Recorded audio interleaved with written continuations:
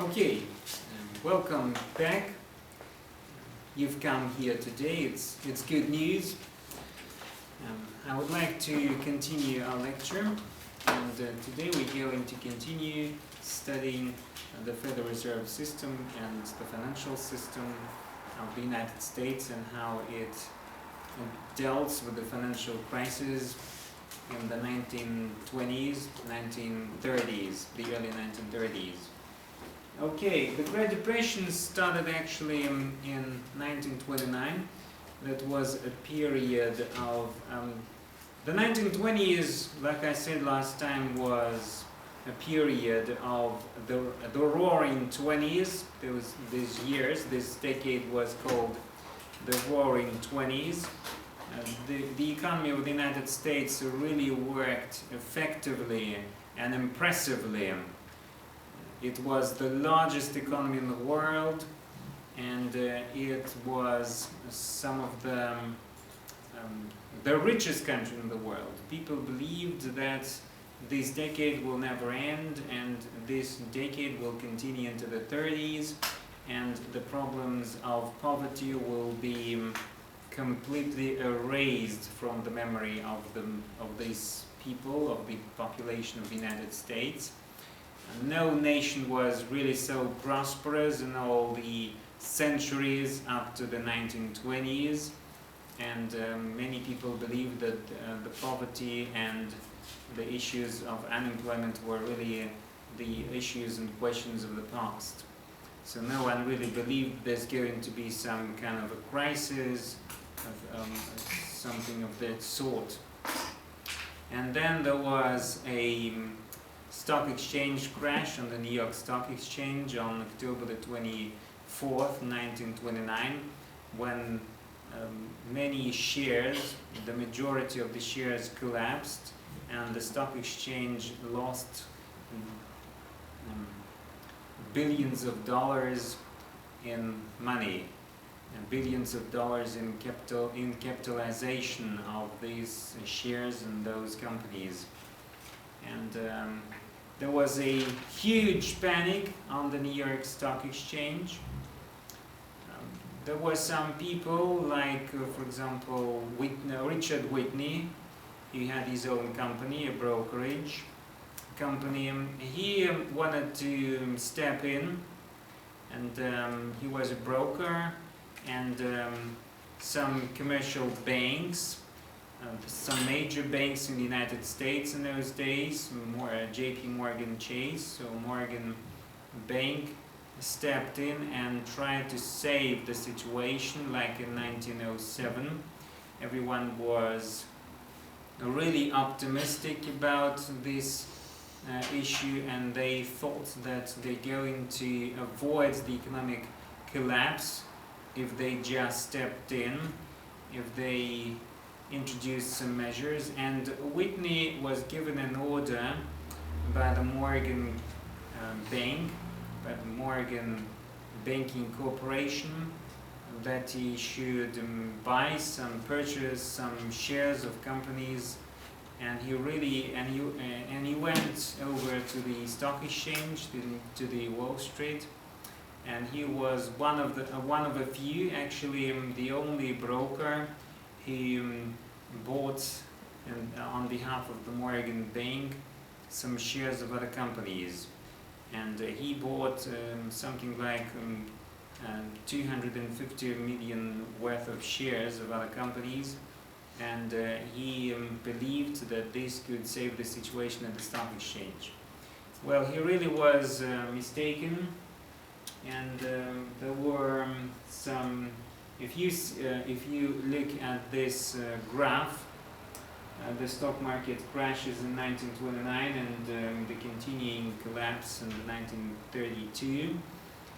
The economy really contracted, and Standard & Poor's Composite Equity Price Index really contracted really much. It actually went from something like 100%, 140%, it went down to almost 40%, so 100% decrease in the S&P 500, in S&P Composite Equity Price Index from October 29th to December, by the end of the 1928. Actually, this was a huge economic collapse in those days, and it continued over to 1933, this collapse. Then the economy, in 1933, the economy really recovered a bit, but then, after all, it collapsed even further, and there was a double depreciation, and things did not change almost up to the end of the up to the beginning of the Second World War. Output plummeted and prices fell. There was a deflation in the economy. Real GDP collapsed. Sort of these things happened, and the situation was really hard. People lost jobs, and consumer price index collapsed. Actually, inflation and deflation, we discussed it. I would like just to repeat it, just as a reminder. Inflation, a good inflation, it's when prices go up something like 2 to 3% a year. This is okay for the economy because it brings profits to the companies of the United States. It brings prosperity in the short run, and everything is good. But when prices start to decrease, it is really bad for people like farmers, for instance, because you get loans, you borrow money in order to make some crops, and if the prices start to decrease by the end, when you're going to yield these crops, in the end, when there's going to be a time of harvest in the United States, and if the prices start to drop and agricultural products lose their value in terms of prices, that would mean that farmers will not be able to repay their debts, to repay their loans to commercial banks.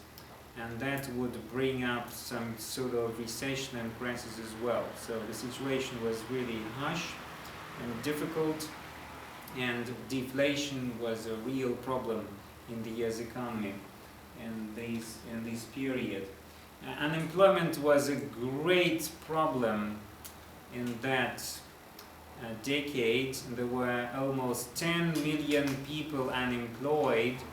They were queuing, and many people lost their jobs. Many actors who were millionaires in this decade, in the 1920s, like sportsmen, great celebrities actually, boxers, actors, people such as these, they lost their wages, they lost some important contracts, they lost their entire estates, and they were miserable about that. And there were many competitions organized. For example, they organized dancing competition, and the winner in those dancing competitions were becoming people who would stay to the end of the dance. So as long as you dance, so the more the opportunity for you to receive some sort of food. So they were dancing for the food, and people were just fainting, and they were really desperate couples trying to dance their way, because by the end of this trial they would get some food, and the situation was really difficult. There were many people in the streets, many homeless people, and the unemployment was really high. Something like 10 million people were unemployed, were thrown out of all factories, were laid by many corporations, and the situation really worsened. Bank failures were a thing um, of a serious issue. 16,000 competitive banks collapsed actually in this decade, and these banks could have been some sort of institutions that could help the economy go back on its feet if they provided capital, if they provided cash for the companies, if they provided credits and loans to institutions, to financial institutions and manufacturing companies and factories. But they didn't do that. They collapsed, and the banking system actually collapsed as well with them. And this is a period, of course, when Franklin D. Roosevelt came into power. There are some causes of the Great Depression, of course, and I would like to discuss some of the issues.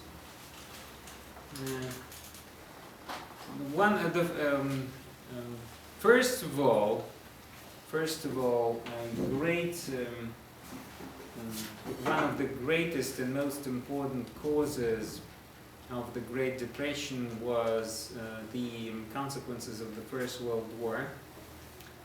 The economy of the United States by the end of the First World War was the most powerful economy in the world, like I said. And but Europe was ruined by the First World War.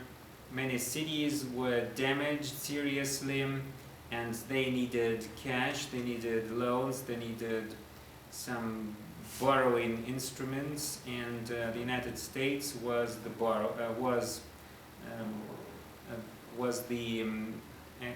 entity that gave them those credits and those loans. The unemployment in some of the European countries really rose skyward, skyrocketed. Production stopped, manufacturing collapsed, because the credit system is the blood of the economy. The structure of the international gold standard was really not so competitive. The world just ran out of gold, and many governments could not just support their currencies, like the British government, the Bank of England could not support this situation. They could not support their pound. There was the run on banks, and due to that run on their bank, on the Bank of England, they had to go off of the gold standard, and they really did it. And there was a really harsh situation in Great Britain, and after that it started its downward slide, and it lost many territories. It lost many colonies in Africa, in Asia. India declared its independence in 1948, and many African countries declared their independence. Actually, the economy started to collapse. There were strikes.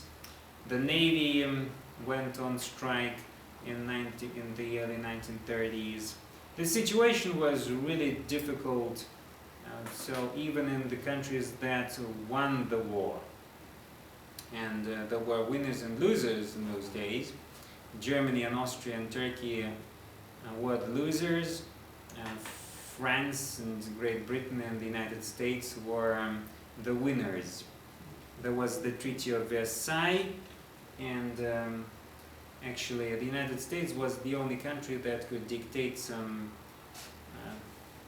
conditions, some political interest of its country, of its people into the United States.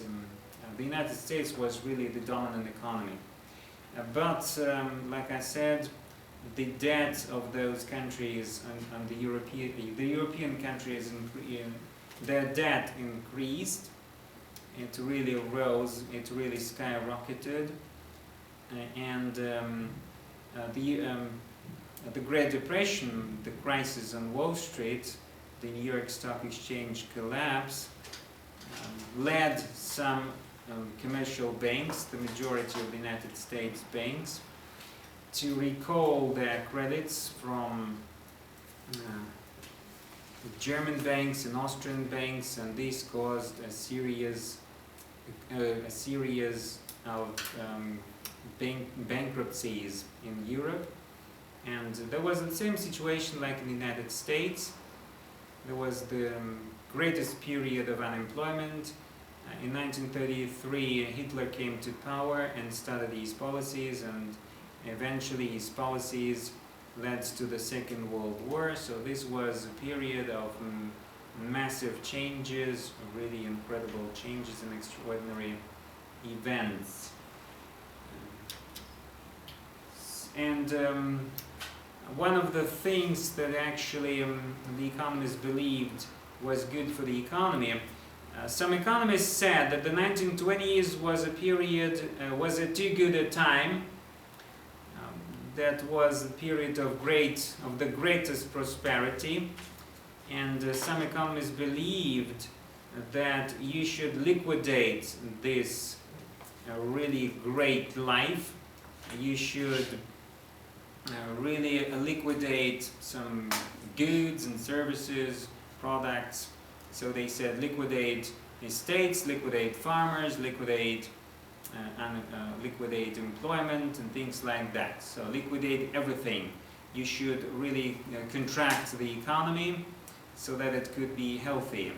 The thing of the liquidationist theory, the purpose or the sense of the liquidationist theory was that the economy should really contract a little bit. But by the end of the 1930s, they understood that that was a big mistake.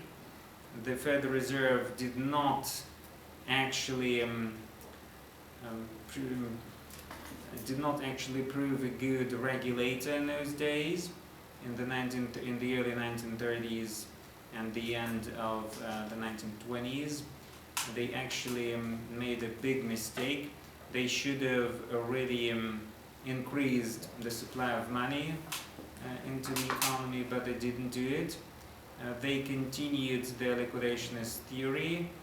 They were afraid, actually, in the early 1930s. There was still the gold standard in the United States, and they thought that if they would just increase the money supply, if they would inject billions of dollars into the US economy in order to stimulate it, in order to make some sort of incentives to the corporations and inject money and make money cheaper, make credits cheaper, loans cheaper, everything's cheaper. But they were afraid that they would just go off of the gold standard, and they were really afraid of it. And this is why they kept interest rates high, and whereas they should have actually decreased those interest rates in order to stimulate the economy. They should have done that in the first place, but they didn't. And the liquidationist theory of the President Herbert Hoover really proceeded into the early 1930s, and there were some entrepreneurs like, for instance, the greatest entrepreneur and businessman, John David Rockefeller. He actually appeared on TV, and he said he was more than 90 years old in 1929, and President Hoover asked him to go on TV, to show himself on TV, and there was an interview of his, and he said that there were recessions in the past, there will be recessions in the future, and we will continue, we will go through this recession as well, and everything will be okay. And every economist in the country financial luminaries of this country were really optimistic that this financial crisis, this depression would end really soon. They were promising prosperity. And one of the exhibitions, or one of the presentations, President Hoover, when he came over to some sort of presentation or some sort of conference, press conference, he said, "You gentlemen come too late because the depression is over." That was the biggest mistake, and people did not believe him anymore, and the recession continued over 10 years. Actually, it ended only when the United States went to war with Japan in December 1941, when it entered the Second World War, and actually the United States started to participate in the World War II. And when there was the Pearl Harbor catastrophe on December the 7th, 1941, when the Japanese fleet and when the Japanese planes, when the Japanese Air Force bombed the Pearl Harbor, killing some 17,000 US Navy, and there was a really great crash, military crash, and the United States declared war on Japan and Germany and all their allies in Europe, and entered the war. So, monetary policy in the Great Depression, like I said, was really a great challenge.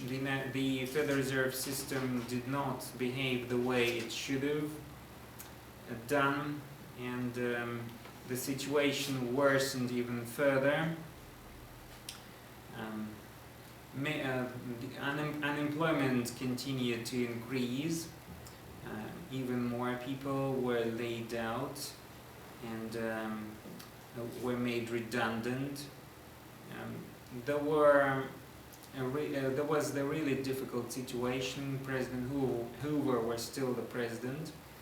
Actually, there were some really good examples of some people, some businessmen who tried to save the situation. For example, Rockefeller family started the construction of the Empire State Building, if I'm not mistaken, and they started the project to build the Metropolitan Opera, and they really started this project. Everyone was, when the Depression started, some building companies, construction companies feared, were afraid that this project would die, but actually it did not. And the Rockefeller family financed this project through the Depression. They gave jobs to people. They organized some sort of social works, and they constructed the Empire State Building. There was the university, the New York University was a place of great importance for the United States education, and there were some businessmen. He built some sort of pubs close to the University of New York, and Rockefeller family just purchased these prices fell as well, continued to fall in these decades, in the early 30s. So the situation was really harsh, but like I said, there were examples of some entrepreneurs like the Rockefeller family, who really tried to support the U.S. economy in those days.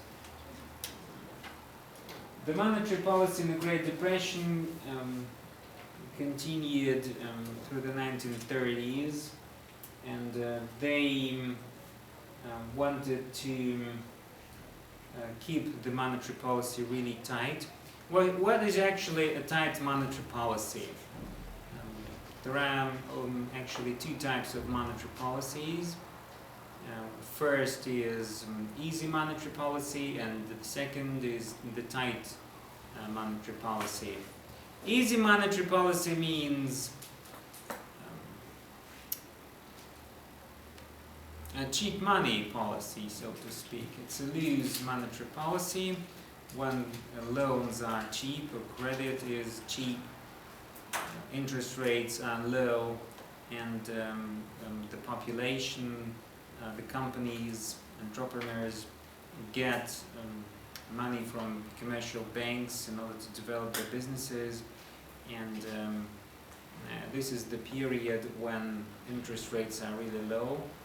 People are trying to buy everything on credit, and this is actually was the reason behind the consumer boom in the United States in the 1920s and the roaring 20s, when people purchased everything on credit, when they just had lots of fun in the 1920s. This is the reason actually why this period was called the roaring 20s, the roaring 20s period, like I said previously.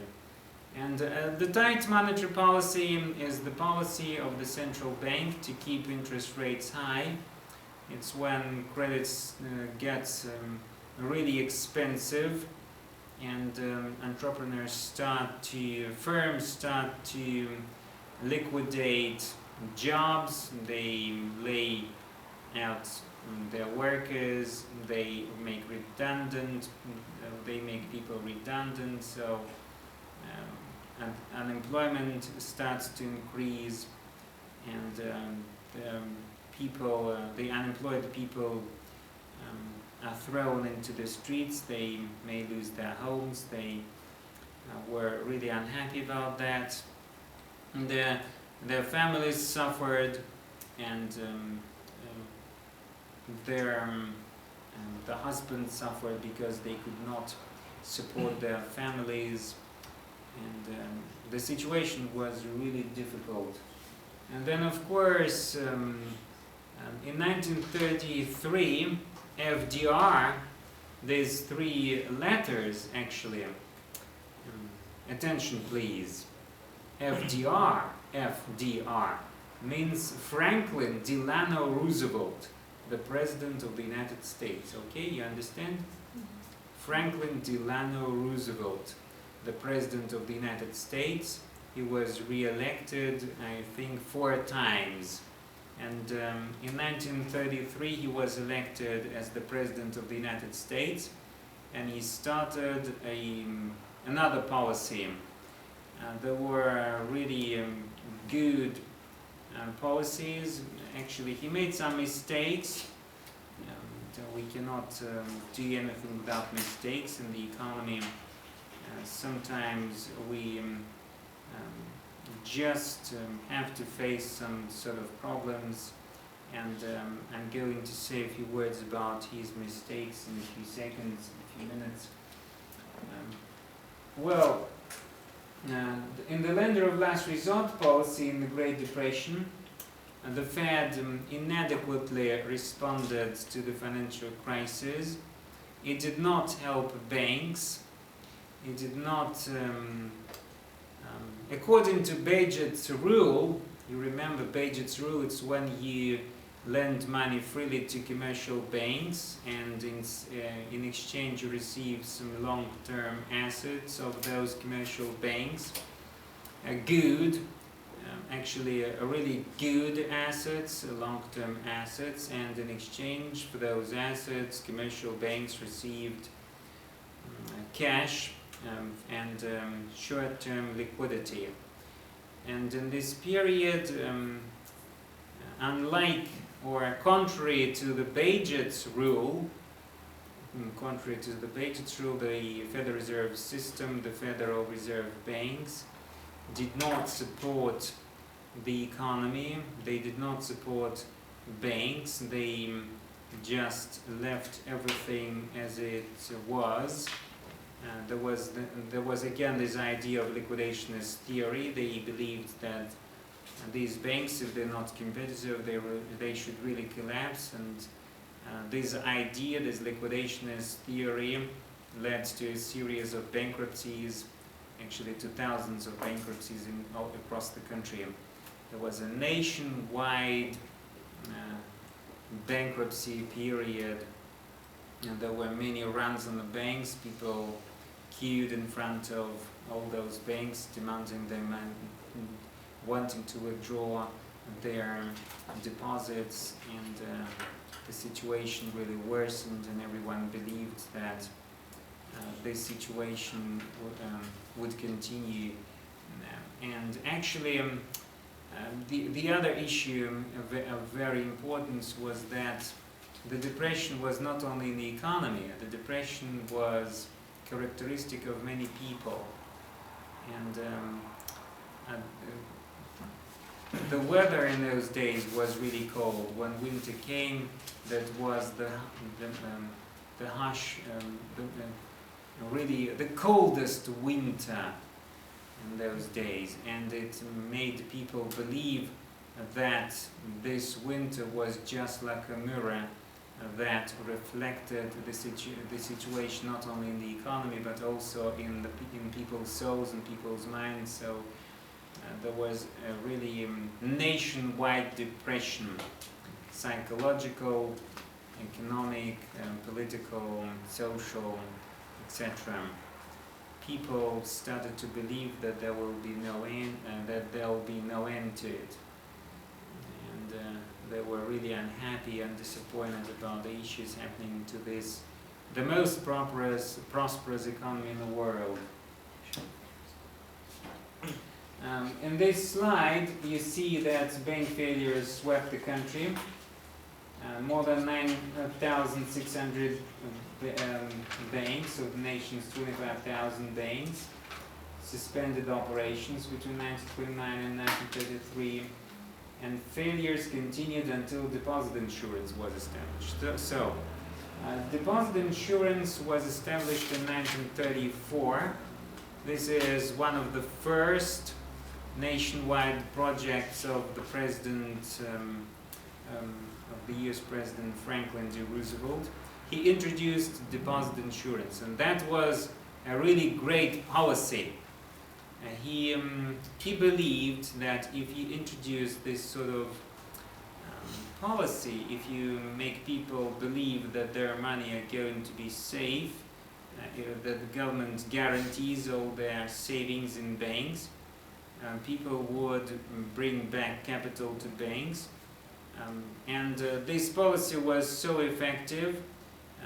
The president issued some sort of law. He signed into law an act which said that all banks were closed for 2 weeks, and by the end of 2 weeks, when he introduced this deposit insurance, FDIC, this agency was called FDIC, Federal Deposit Insurance Corporation, and this corporation was responsible for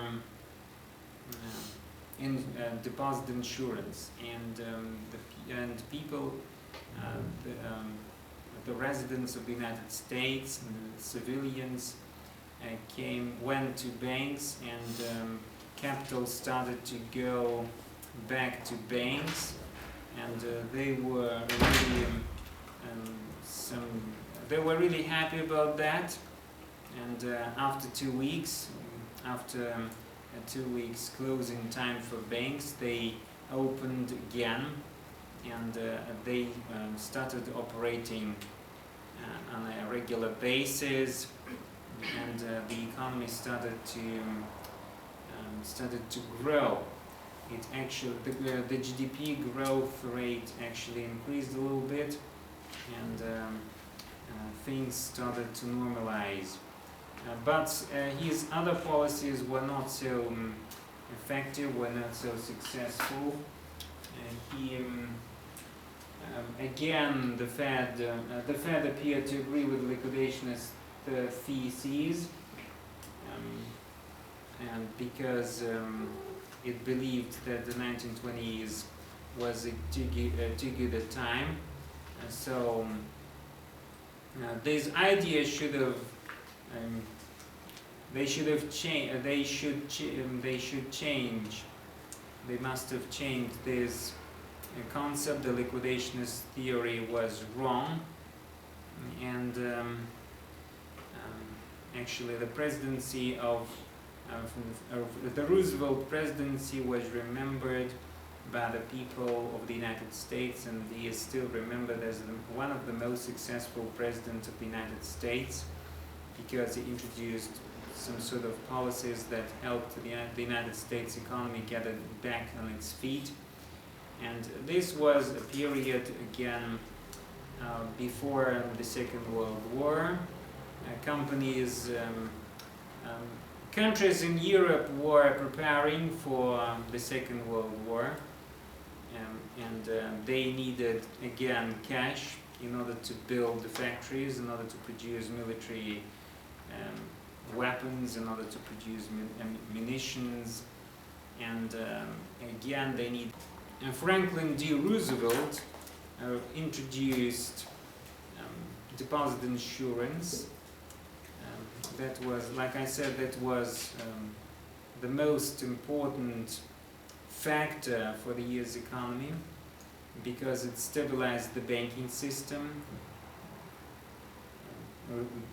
Runs on banks stopped. The population really started to bring back cash into banks, and this helped the economy get back on its feet really quickly. And they abandoned the gold standard. They abandoned the system which did not really help the economy, and it ended the period of deflation, so things started to normalize. The situation really started to improve. The economic growth, economy started growing again, and the system normalized a little bit. There were some mistakes, of course. His policies were really controversial. For example, in order to keep prices high, especially agricultural prices for agricultural products, he demanded farmers damage their crops in order to keep agricultural prices high. So he wanted to keep inflation high by liquidating harvests, and that was really negative.